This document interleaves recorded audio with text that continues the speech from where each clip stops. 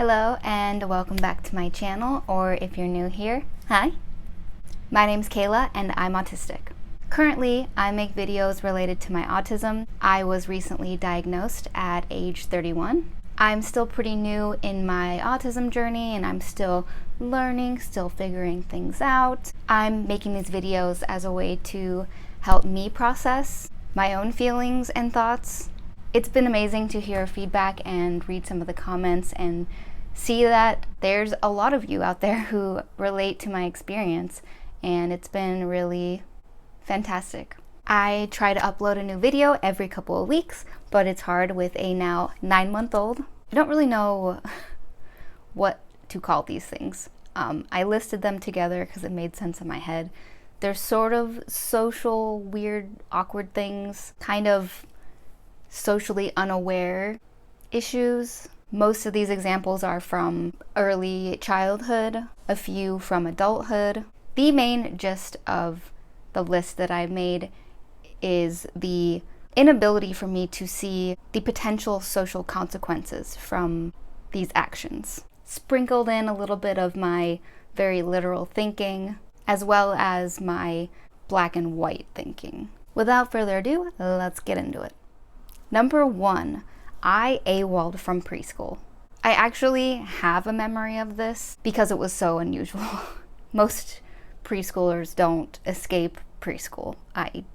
I'm aware now. I was probably about 3.5. I just honestly wanted to go home. I didn't want to be in preschool anymore. So I pushed a bike up against the cement wall. So they had cement walls surrounding this outdoor play area. Climbed on top of it, pulled myself up over this wall high enough that an adult would probably have a hard time getting up over. Dropped down. I thought I knew my surroundings. I thought I knew where I was. I was like, I'll just walk home. Cool, great. Walk out to the main street. Realized, didn't exactly know where I was. I wasn't as sure as I thought that I was in my head before I left preschool. I walked back through the front doors and go, I'm back. They were not amused. A teacher got fired. I had to leave the preschool. It ended up turning out kind of badly, even though it's a kind of a silly thing for a kid to do. But ramifications, I was 3.5. The teacher should have been watching me, and I was able to escape. So even at that age, I was pretty devastated because it was everyone's favorite teacher. It was my favorite teacher. She got fired because of me, and it felt like it was my fault, which it was. I mean, granted, I was 3. I was a child, but I still felt really bad about it. Number 2, I acted like a cat, literally. I had a 4-legged run that was perfected. I was like real fast. My meow is on point. My purr is on point. Just cat mannerisms. Mannerisms. Did I say that right? Mannerisms. Yeah. Rubbing my cheek on things and kind of like kneading. Oh my god, I just realized the kneading was probably like a stim. It was like relaxing because it like, oh, there you go.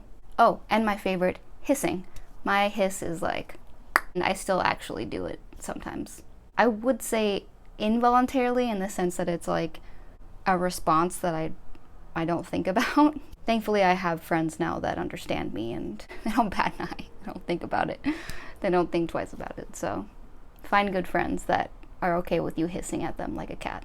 Number 3, when I was in 3rd grade, I made a zine. I got the idea off of Even Stevens. I can't remember the sister's name, but she made a zine for her high school and I thought it was really cool. I typed up some introduction. I actually lost it, which I kept it for so long, and then in one of the 10 million moves, I lost my only copy and I was like pretty devastated. Still am devastated.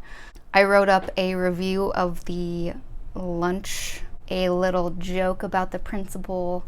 I put in some fun websites that I liked and had games on them. I copied some comics from the newspaper and put that into it. My older sister, she's 8 years older than me. She worked at Office Max. She helped me print out these like binded cover back, pretty legit looking like zine, and I took them to school the next day anonymously. People flocked to it. Insanity at school, buzz all around of like, who did it? I think my ego got the best of me. I eventually caved and told people that I had done it, but not to tell anyone, and you know how that goes. So like, it felt like minutes later I was being called to the principal's office. I had created this, not just to me, but like my parents and other adults, and my sister, she was like super proud of me, this really creative zine thing, and I was in trouble. And the reason I was in trouble was because these websites couldn't be verified. I had photocopied comics from the newspaper, and that was plagiarism, because the third grader knows what plagiarism is. Oh, and my mean review of the school lunch could have hurt the lunch lady's feelings. Like, give me a freaking break. Like, yo, dicks. I remember being so scared. I'd never been in trouble before. I didn't understand why I was in trouble. Just being really confused about what was happening at all. Rocking the boat since third grade. Number 4. This is an embarrassing one. Buffy the Vampire Slayer was one of my favorite shows as like a late child, early teen. Buffy says bite me, I think, to Spike. I rewatched like the whole season. I was like, oh, that's where I got it from. So I was like, cool, if Buffy can say it, then I can say it. And I didn't, even in the show, it's clearly an insult. It's clearly like something you say to like offend someone. I didn't catch that. I said bite me to my dance teacher. I think I might have been like 10. The whole class goes, uh-oh, that was bad. That was bad? I shouldn't have said that. That was a bad thing to say. Oh no. And she kicks me out of class. Mind you, I'm a child. That she's supposed to be teaching me dance, but she's also supposed to be watching me. I don't feel as bad about this one. I go to like this front waiting area, and it's just all the emotions are boiling up. I'm realizing it's the start of a meltdown, although I didn't know that at the time. And I bolted. And after the emotions kind of subsided a little bit, probably from getting out some energy, I realized I didn't want to be in any kind of like unsafe place. So I walked back, but I was still too embarrassed to go back to the classroom, go back to the front area. Didn't have a watch, so I didn't know what time it was. So I just kind of sat behind one of the pillars crying, just really upset. But I was within earshot of the dance studio, so I was safe. And then I hear my name being shouted. Everyone's like yelling my name, trying to find me, clearly. I was like frozen. And finally, I worked myself up to like stand up and start walking back. My mom's there. She hugs me, obviously. I'm safe. I think she was like either on the phone with the cops or about to call 911. Sorry, Mom and Dad. Number 5.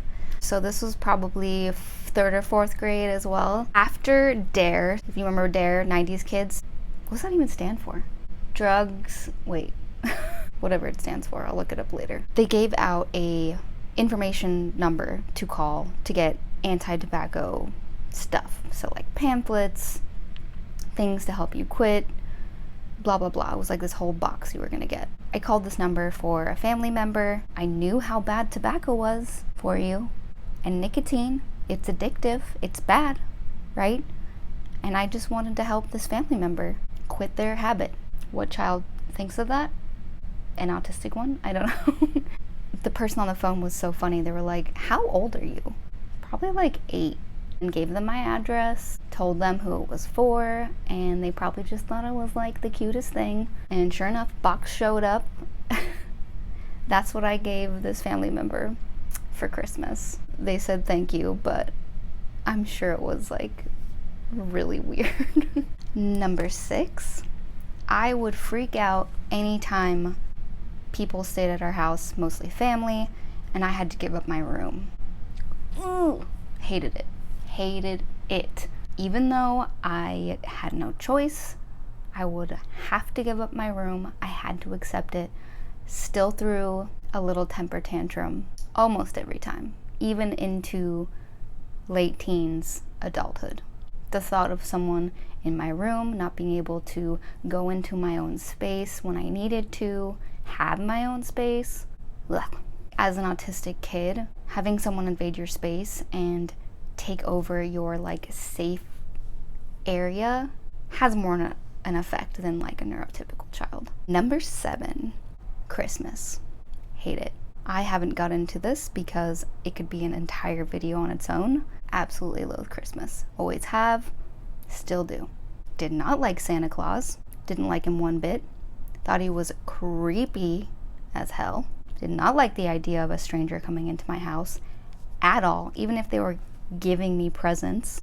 No. Plus, I wasn't buying the whole Santa Claus thing anyways, so I decided to set up a little experiment. I just stayed up and waited to see who was gonna put those presents under the tree. And wouldn't you know it, it was Mom and Dad. Not only that, I also recognized my mom's handwriting. Her handwriting also was Santa's handwriting, so you ain't fooling this girl. When I found it out, I was like, I knew it. I was right. So I told all my friends at school. Oops. Number 8. So I'm a little bit older. I'm in 8th grade, probably like 13. We had a little break time in one of our classes, and I put my little Walkman on and started listening to a CD that I had. All of a sudden, the teacher comes like running over to me, takes off my headphones, and is like, "Shh, what are you doing?" And I'm like, "What?" And apparently I was singing the song at the top of my lungs, and I was like, pew, like not even aware of it at all. Super awkward, super embarrassing. One of those like WTF moments in my life. Number 9. When I was about 26, I got a job as a cashier at a pretty busy restaurant. It was the first time I've ever worked at a restaurant. That was a mistake. Not only was this a very loud, very busy place, but I also had to portray this super bubbly, friendly persona as the cashier. Hi, welcome to the restaurant. What can I get you? Yay, I'm so happy to be here. Wasn't very natural for me. I have a pretty monotone voice most of the time. Even if I'm neutral or happy, I can sound rude or like I'm uninterested in what people are saying. Let's just say my tone of voice gets misunderstood, or there's a lot of miscommunication with my tone of voice. Like constantly, my manager was like, Kayla, I really need you to like step up the perk a little bit because some customers have commented that you've been rude to them. So just drive up that perk for me, which drove me absolutely crazy. I had a few meltdowns where I had to like go to the bathroom during like the busy times, and if I didn't quit, I probably would have honestly been fired. Restaurant work is not for me. Lastly, number 10, this happened, no joke, a few months ago. Me being very literal moment. This is the first psychologist I saw before I actually saw the specialist who assessed me. Turned out he couldn't help me. He didn't have any idea about autism, and it was just more of like a one-off therapy session. When I walk in, we have our masks on. He takes his mask off for a second. He's like, here, this is me. I just want you to see my face. Hi, I'm so-and-so. And I was like, hi, I'm Kayla. And then he goes, have you ever seen anyone like me before? My brain is like, I don't know. It was a really quick glance at your face. I mean, seems like you have pretty standard facial structure. All I can see is your eyes right now. And like, maybe there's a few people that I've met that look somewhat like you. And all this is going on in my head. Big silence. He's like, and I'm like, So yeah, I mean, like, have you been to therapy before? And I'm like, duh, yes. Of course, that's what you meant, not literally what your face looks like. Oh, yes. Several. Yep. Move on. Thank you. Well, that's all I have for you today. You could probably see why I had a hard time in naming this video. If you thought it was fun, or you related to any of my weirdly specific, very personal stories, let me know. Thanks for watching. I really appreciate the feedback and the overwhelmingly positive responses I've gotten. It's been very meaningful and I take it to heart, so I appreciate it. Love yourself, be kind to yourself, and catch you on the flip side.